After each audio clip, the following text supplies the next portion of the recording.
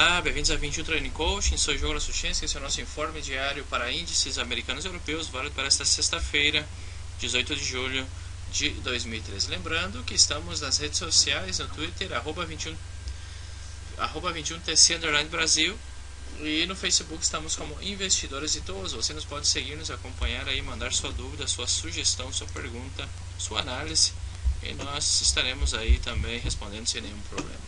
Vamos então com o nosso calendário econômico. Essa sexta-feira é bem tranquila em relação a notícias. Na seção europeia não temos nenhuma notícia de alto impacto, nenhuma notícia de médio impacto.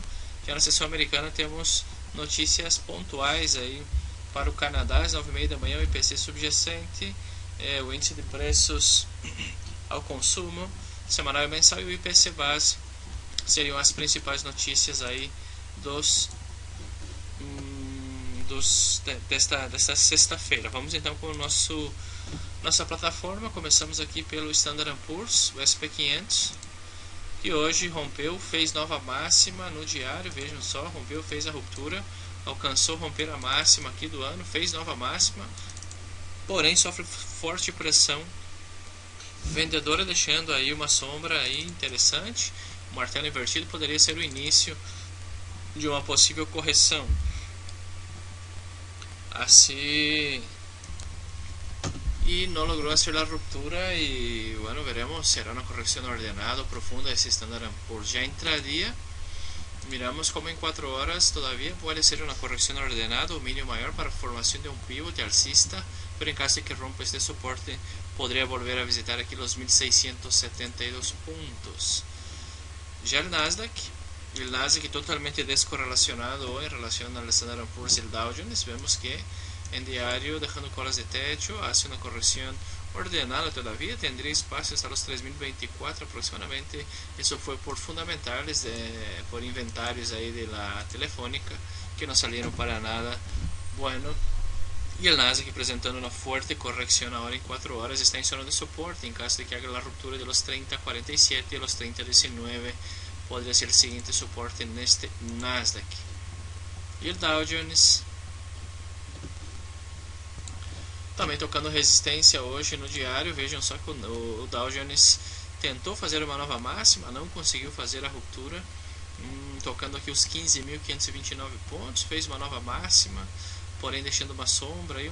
Poderia fazer uma correção, quem sabe visitar os 15.326 pontos em semanal.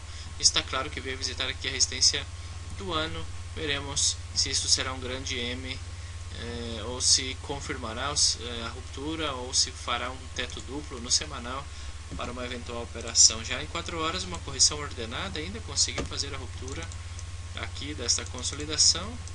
Já veremos se executará um pivôzinho de alta em 4 horas. Em caso de que faça uma correção mais profunda, os 15.342 pontos poderiam ser o seguinte objetivo. Porém, para a operação compradora nesses índices americanos são de altíssimo risco, tendo em conta que o movimento está maduro, tendência madura, esticada já, e poderia formar um teto em qualquer instante. Vamos com os índices europeus, começando pelo DAX 30, o índice de Frankfurt.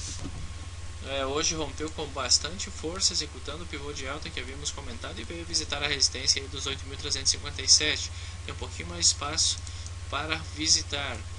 Se romper esses níveis dos 8.410, a próxima parada poderia ser por aqui, 8.420, 21 neste DAX 30. Entradinha em 4 horas, apresentou aqui um mínimo maior com breakout. Tem um pouquinho mais de espaço, vai até os 8.359 em 4 horas, porém movimento esticado também, tendência madura. Esperia um pivôzinho de alta no diário para uma eventual compra.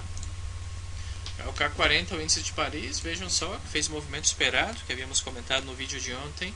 Executou o mínimo maior com força, rompeu a resistência e veio exatamente nos 3.930 que estávamos planejando na sessão anterior. Se fizer a ruptura, os 3.962 poderiam ser a seguinte parada deste K40. O mínimo maior em 4 horas poderão ser compradores neste índice francês. Já o FTSE, o índice de Londres, também executando o mínimo maior no marco diário, veio visitar a resistência dos 6.610 que havíamos comentado. Se romper os 6.656, poderia ser a seguinte parada, mantendo a força. Os 6.700 poderiam ser o seguinte target neste FTSE. E o Eurostock 50. O Eurostock 50 também executando o pivô de alta no diário, rompeu a primeira resistência nos 2.700, foi até os 717 que havíamos comentado. Se fizer a ruptura, poderá sim, senhor, visitar os 2.750 pontos neste FTSE.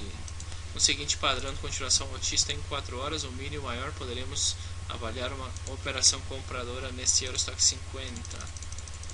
Já o índice australiano, o AUS 200, enquanto não fizer a ruptura dos 5.000 pontos, apresentar um padrão de continuação altista, não vejo nada por aqui, segue totalmente lateral.